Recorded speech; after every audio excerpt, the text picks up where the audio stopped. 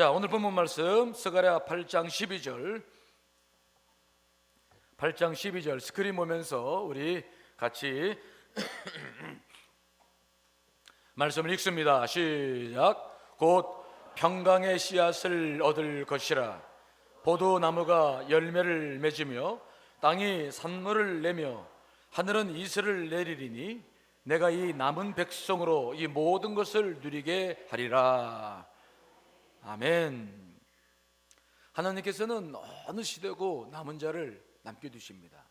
그게 성경의 가르침이에요. 노아서부터 시작해서 요한계시록의 말씀까지 계속 되고 있는 사상이 남은 자의 사상이에요. 반드시 남은 자를 남겨두셨죠. 지금도 우리가 남은 자입니다. 근데 문제는 뭐냐면 그 남은 자들이 무엇을 위해 사느냐, 이게 중요한 거죠. 남겨는 뒀는데 무엇을 위해 사느냐.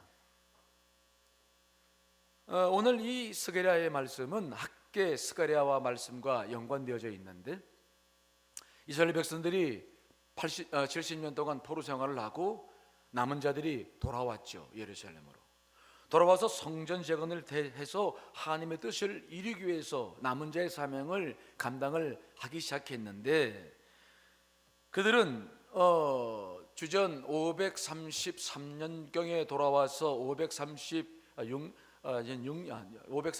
정도에 돌아와서 536년 정도의 성전을 위한 기초공사를 끝냈습니다. 그런데 겨우 3년 동안, 3년도 사실은 짧은 기간 아니지만 그 당시에는 이제 장비들이 없으니까 다 인력으로 하는 거니까 그걸 끝내놓고서는 손을 놔버렸어요.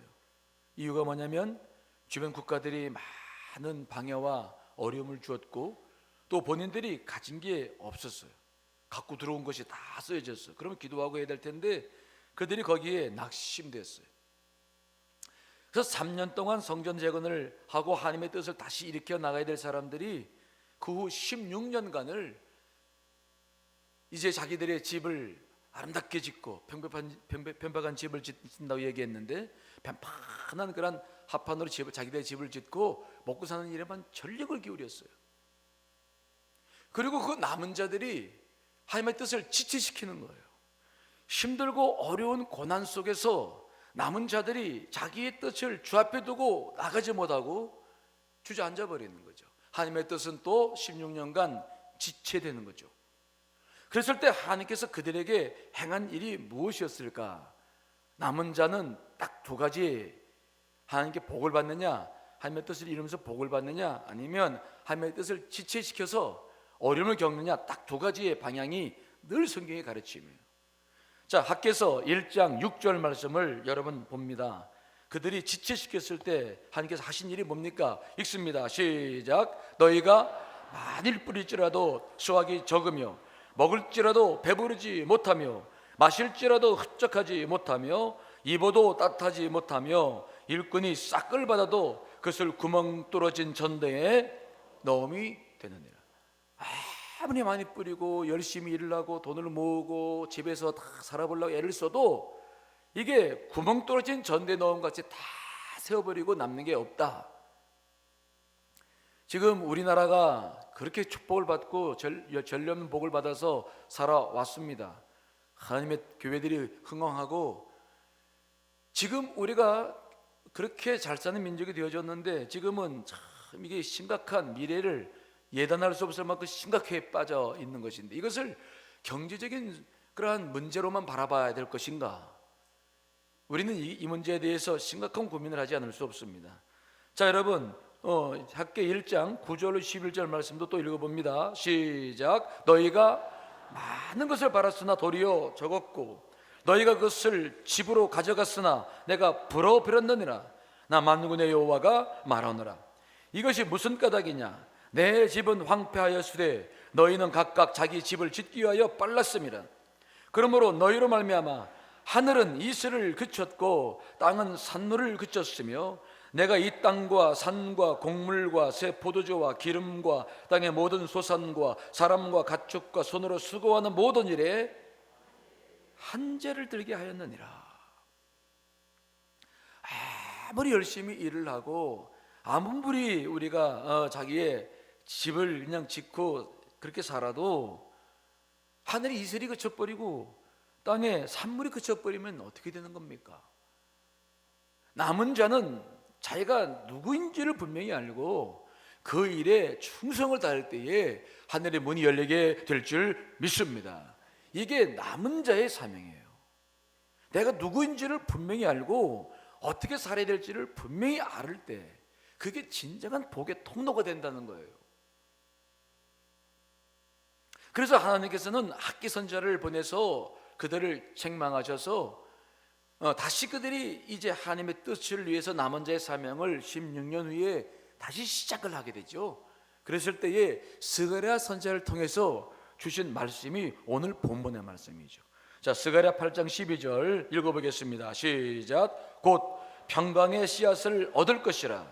포도나무가 열매를 맺으며 땅이 산모를 내며 하늘은 이슬을 내리리니 내가 이 남은 백성으로 이 모든 것을 누리게 한다. 다시 땅이 산모를 내고 하늘은 이슬을 내린다. 이것이 경제적인 원칙과 경제적인 원리 때문에 생기는 문제가 아니라 남은 자가 무엇을 하느냐에 따라서 바로 하늘의 보고의 문이 열리고 하늘의 모든 것들이 열려서 이 땅에 산물의 모든 것들이 좌우된다는 것을 우리들에게 말씀해 주고 있는 하나님의 말씀입니다. 우리가 이러한 사실에 대해서 그저 묵과하고 그저 다른 사람이 어떻게 됐는지 나만 잘 살면 된다, 그거 뭐 이렇게 쉽게 이 말씀을 넘어가 버리면 사실 이 나라 이 민족은 소망이 없어요. 소망이 없다고요. 제가 지난주 설교에도 말씀드렸습니다마는 바닷물이 짠데 소금이 몇 프로밖에 안 들어갔다고요? 3.4%. 다 바닷물이 아닙니다. 다 소금이 아닙니다. 딱 3.4%. 우리 기독교인들이 이번 통계를 보니까 적어도 20%는 되더라고요, 우리나라에. 그 20% 기독교인들이 다 남은 자 사명을 감당하지 못해도 3.4%만 감당해도 다시 하나님의 역사가 일어나게 될 줄 믿습니다. 저는 그렇게 생각해요. 하나님의 눈은 언제든지, 오늘 본 말씀 통해서 우리가 보고 싶은 것은 뭐냐면 하나님의 관심은 언제든지 이 시대에 수많은 사람들 거기에 있지 않아요. 남은 자에게 관심이 있다는 것을 믿으시기를 간절히 축원합니다. 남은 자에게 있어요. 우리에게 있다고요. 하나님의 실사는 반드시 자신의 뜻을 이루어나가는 우리에게 있어요. 그래서 이 모든 문제가 우리 믿는 자들과 남은 자들과 깊은 관계 속에서 이루어져 가고 있습니다. 그것을 우리가 사명으로 알고 사셔야 돼요. 여러분 한 분 한 분이 그냥 아닙니다. 하나님은 큰 일을 이루시는 분도 소중하지만 그러나 하나님의 뜻을 이루는 남은 자들을 통해 자신의 일을 이루어가고 있기 때문에 우리 한 사람 한 사람을 소중히 여기고 내가 어떻게 사느냐가 중요합니다, 그분에게는. 자, 스가랴 8장 13절 말씀도 읽어보겠습니다. 시작. 이스라엘 족속아, 너희가 이방인 가운데에서 저주가 되었었으나 이제는 내가 너희를 구원하여 너희가 복이 되게 하리니 두려워하지 말지니라. 손을 견고히 할지니라. 너희들이 지난 16년 동안 내 뜻을 지체시키고 너희들이 먹고 사는 일에만 관심 가졌을 때에는 저주가 되었으나 내가 너희를 구원하여 이제는 복이 되게 할 것이다. 두려워하지 말고 손을 견고히 하라. 손을 견고히 하라는 말은 무슨 말씀입니까? 주의 일을 하던 일을 멈추지 말아라. 견고히 성전을 건축하고 주의 일을 해나가라. 우리에게 맡겨진 이 소임을 감당하라. 너는 반드시 복이 된다. 이 복에 관련된 것은 상황이 아닙니다. 국가 지도자들이, 경제 전문가들이 우리 먹고 사는 문제를 책임집니까? 절대 그렇지 않습니다. 여러분, 우리가 다시 한번 힘을 모아서 주의 일들을 지체시키지 말고 감당해 나가야 될 줄 믿습니다. 우리의 중심들이 자꾸 자기 개인적인 거, 여러분 십자가의 그 사랑도 다 잊어버리고 돈과 힘으로 다 대치시켜버리고 편리하게 다 신앙생활을 하려고 하면서 우리 안에 있는 그 남은 자의 그 깊은 신앙의 십자가의 그 깊은 사랑을 잃어버리고 우리가 그렇게 사는 것을 하나님이 절대로 좋아하지 않아요. 그러나 우리가 다시 한번 뜻을 모아서 주 앞에 나아갈 때 하나님은 다시 한번 우리에게 기대를 거시고 이 나라의 이 민족의 묶인 모든 문제를 풀어지게 하셔 주실 줄 믿습니다. 우리가 열왕기 19장에 보시면 중요한 말씀이 기록되고 있어요. 이 말씀은 어떤 말씀이냐면 여러분 잘 알고 있죠.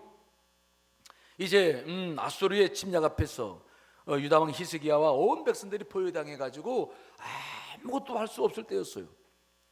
열왕기야 19장 3절 말씀 보시면 거기에 그런 말씀이 있습니다. 그들이 이사야에게 이르되 히스기야 말씀이 오늘은 환난과 징별과 모욕의 날이라 아이를 낳을 때가 되었으나 해산할 힘이 없다. 이게 히스기야 왕이 고백이었어요.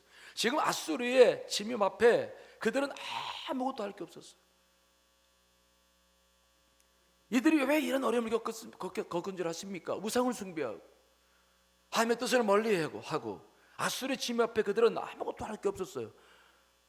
해산할 힘이 없으면 산모도 죽고 생명도 죽는 겁니다. 그런 상황이었어요. 그때 히스기야 왕은 이사야 선지자에게 정말 간절히 부탁을 하고 기도를 부탁을 했어요. 그리고 정말 히스기야 왕은 그 랍사게서부터 온 편지를 붙잡고 성전에 올라가서 밤새도록 기도합니다. 오직 하나님께 모든 해답이 있음을 알고 눈물 뿌려 기도하기 시작하죠. 자, 이사야가 이제 그 도중에 주었던 말씀인데 이 말씀 참 읽어보면 은혜가 됩니다. 자, 열왕기야 19장 30절 31절 읽어보겠습니다. 시작. 유다 족속 중에서 피하고 남은 자는 다시 아래로 뿌리를 내리고 위로 열매를 맺을 것이라. 남은 자는 예루살렘에부터 나올 것이요 피하는 자는 시온산에로부터 나오리니 여호와의 열심히 이 일을 이루리라 하셨나이다 하니라. 그 전쟁의 상황 속에서도 하나님은 남은 자들이 반드시 예루살렘에서 나올 것이고 또 그 남은 자들은 피하게 될 것이다 라고 말씀하시면서 여호와의 열심이라는 단어를 씁니다. 여호와의 열심히 이 일을 이룰 것이다. 이 열심이라는 단어, 여호와의 열심이라는 단어가 아주 중요합니다. 간이라는 단어인데 이 여호와의 열심이라는 단어는 두 가지로 쓰입니다. 첫째는 부정적으로 쓰일 때는 이것은 하나님의 분노, 질투하는 하나님이다. 우리가 부부 사이에도 막 질투가 일어나면 심각한 문제가 생기잖아요. 이랬을 때 이 열심은 부정적으로 쓰일 때는 그렇게 우리를 심판하시고 우리에게 많은 책임을 물으시는 그런 무서운 부정적인 언어로 쓰여지는데 이것이 긍정적으로 쓰여질 때가 있어요. 그것은 무엇 때문에 이 단어가 긍정적으로 쓰여지느냐? 하나님은 언제든지 그 긍정적인 그 열심을 내실 때가 있는데 그 열심이라는 단어는 그때는 무엇과 관련되고 있냐면 하나님과 우리와 맺은 언약과 관계되고 있습니다. 즉 하나님은 우리가 죄를 지었을 때는 심판하시는 열정이 있으신 분이시지만 우리를 축복하실 때는 어떠한 것 속에서 축복하시냐? 나와 하나님과 맺은 언약이에요. 언약. 자, 여러분 지금 히스기야가 눈물로 기도하면서 밤새 하나님 앞에 기도하면서 하나님의 놀라운 역사를 일으켰는데 그때 하나님께서는 그 다음날 새벽에 아수르 군대 18만 5천 명을 다 죽여버렸습니다. 그렇게 열심으로 하나님께 대신 싸워주셨는데 왜 그런 열심을 내셨느냐? 그 열심의 근거가 뭐냐? 다윗과 맺은 언약 때문에 그랬어요. 그들 백성들은 죄를 지킬 수밖에 없는데 언약을 맺었기 때문에 그 언약 때문에 그들을 살려주시죠. 자, 그 언약이 뭡니까? 사무엘하 7장 13절 16절 읽어보겠습니다. 시작. 그는 내 이름을 위하여 집을 건축할 것이요 나는 그의 나라 왕위를 영원히 견고하게 하리라. 내 집과 내 나라가 내 앞에서 영원히 보존되고 내 왕위가 영원히 견고하리라 하셨다 하라. 다윗과 맺은 언약입니다. 그래서 이 언약 때문에 이스라엘 백성들이 죄를 짓고 살았을 때도 히스기야가 눈물로 간구했을 때에 하나님이 열심히 다시 일어나셨는데 언약을 기억하시는 거예요. 그래, 내가 약속한 것에 난 최선을 다한다. 내가 신실하신 주의 종이다. 너희들이 하나님이다. 그래서 하나님은 자신이 약속하신 것에 대해서는 신실하신 거예요. 최선을 다하는 거예요. 그래서 그때에도 남은 자들을 살려주시고 모든 역사를 일으켜 주셨거든요. 자, 그러한 구약의 모든 약속들은 여러분 지금 우리 시대에도 계속되게 될 줄 믿습니다. 자, 고린도후서 1장 20절 말씀 읽어볼까요? 시작. 하나님의 약속은 얼마든지 그리스도 안에서 이해가 되니 그런즉 그로 말미암아 우리가 아멘 하여 하나님께 영광을 돌리게 되느니라. 예수 그리스도 안에서는 구약의 모든 말씀들도 다 이해가 됩니다. 아멘. 그렇습니다. 자, 주님께서 이 땅에 오셨어요. 우리를 위해서 자기의 몸을 다 들여서 우리를 구속해 주셨습니다. 모든 걸 다 내어주신 그분께서 우리들에게 어떤 언약을 주셨습니까? 자, 요한복음 10장 10절 말씀 읽습니다. 시작. 내가 온 것은 양으로 생명을 얻게 하고 더 풍성히 얻게 하려는 것이라. 아멘. 우리로 하여금 생명을 얻게 하시려고 주님께서 오신 줄 믿습니다. 생명입니다. 그리고 풍성히 얻으려고 했던 것입니다. 예수 그리스도의 자유와 평안과 그 사랑과 복을 우리들에게 약속해 주셨어요. 우리 이 시대에 살아갈 때 남은 자로서 딱 한 가지만 유의하면 됩니다. 어디에 설 거냐? 하나님의 뜻을 지체시키는 쪽에 설 거냐? 아니면 하나님의 뜻을 추진시켜 나가며 그 영광을 위해서 쓰임받을 것이냐? 이것이 우리들의 모든 일들을 결정하는 중요한 그런 관건이에요. 내가 하나님의 뜻을 붙잡고 하나님의 영광을 위해서 나가기만 하면 우리는 반드시 이런 모든 축복이 다시 하나님의 열심으로 말미암아 회복되게 될 줄 믿습니다. 하나님이 이 나라의 민족을 다시 회복시켜 나가게 될 줄 믿습니다. 하나님이 이미 이 나라의 민족을 사용하고 계십니다. 하지만 우리가 다시 또 무너지기 시작하면, 우리가 자기의 집을 짓는 일에만 빠르고 주의 일에는 다 게을르고 기도하고 말씀 보고 예배하는 일에는 게을르고 다 자기의 편안함만을 추구해 나갈 때 하나님은 그 열심을 부정적인 차원에서 쓸 수밖에 없는 것입니다. 우리가 오늘도 기도해 나갈 때 여러분 기도하기를 바랍니다. 주님, 내가 남은 자가 되게 하신 걸 감사합니다. 하지만 주님, 내 삶의 목표가 주님이기를 간절히 소망합니다. 모든 것들은 그분께서 다 해결해 주실 줄 믿습니다. 그래서 사도 바울은 늘 그런 말을 씁니다. 예수 그리스도 안에서 늘 그런 말을 했어요. 우리는 예수 그리스도 안에 있는 하나님의 백성들인 줄 믿습니다. 저는 늘 그걸 경험해요. 사실 제가 목양을 하면서 기도를 하다 보면은 우리 자녀들이나 기도 깊게 못해요. 오히려 교회나 장로님들이나 다른 교인들을 놓고 기도하는 것들은 많은데 자녀들이 기도를 못해요. 사실을 기도하다 보면 시간 다 됐네. 그리고 일어날 때가 많으니까. 근데 문제는 뭐냐? 내가 주님 안에 있을 때, 내가 비록 세세하게 기도를 하지 못해도 다 주님께서 인도해 가심을 저는 분명히 믿습니다. 그래서 안에 있기 때문에 그래요. 이 원리가 굉장히 놀라운 원리예요. 그리스도 안에 있다. 우리는 그리스도 안에 있는 사람들이에요. 그렇기 때문에 여러분들 한 분들은 소중한 분들이에요. 하나님은 절대로 다수로 보지 않습니다. 우리를 그저 다수로 생각하신다면 똑같이 만들어 놓으셨겠죠. 아니에요. 한 사람 한 사람 다 다르고 지문이 다 다르고 다 달라요. 하나님은 한 분을 소중히 여기시고 여러분을 통해서 한 나라를 이루어가고 계신 줄 분명히 믿습니다. 한 사람 한 사람이 소중해요. 내 삶을 분명히 남은 자로서의 삶을 주께로 돌리시기를 간절히 축원합니다. 먹고 사는 문제 걱정하지 마세요. 제발 그 문제 걱정하지 마세요. 여러분들이 거기에 애를 쓴다고 해서 그 문제 풀어지는 것도 아닙니다. 그렇죠? 애를 써서 일한다고 해서 여러분들이 아니에요. 하나님의 한재를 불어버리면, 이슬을 그쳐버리면 아무것도 아닌 거예요.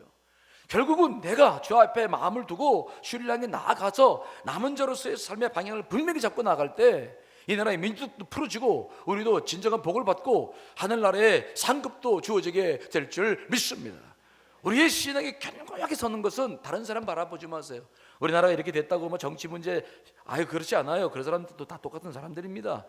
그런 거 바라보지 말고 내가 어떻게 살 거냐, 나 한 사람이 무엇을 향해 살 거냐, 내가 오늘 하루의 삶을 무엇을 향해 나갈 거냐, 나 하나가 중요한 거예요. 나 하나가 민족 전체입니다. 아셨죠? 나 하나예요. 나 하나. 다른 사람 볼 필요 없어요. 내가 중요한 거예요. 내가 하나님 봤을 땐 내가 중요한 거예요. 내가 우리는 남은 자입니다. 세상에 무릎 꿇고 살고 싶지 않아요. 하나님께서 그런 복을 허락해 주실 줄 믿습니다. 결단하고 나가면 그렇게 되어질 줄 분명히 믿습니다. 세상에 무릎 꿇지 않겠습니다. 난 남은 자입니다. 하나님이요, 나는 당신을 향해 다시 일어서겠습니다. 오늘도 기도하시는 여러분 되시기를 간절히 축원합니다.